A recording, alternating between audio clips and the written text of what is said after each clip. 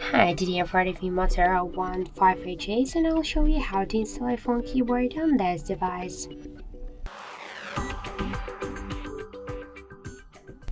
So first, let's first launch the Play Store, and in the search bar we should enter the name of this app. This is the green Apple keyboard.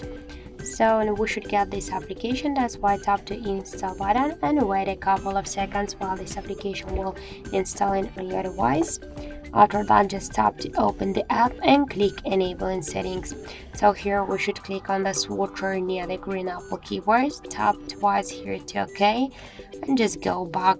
Then click to the switch input methods and switch your currently keyboard to the green Apple keyboard. So now that all the process is finished, so let's just use the search to see the new look of the keyboard, and we can see that this keyboard is so close to the iPhone 1 as the all of these emojis. So that's it. Thank you for watching, and if you find this video helpful, don't forget to leave a like, comment, and to subscribe our channel.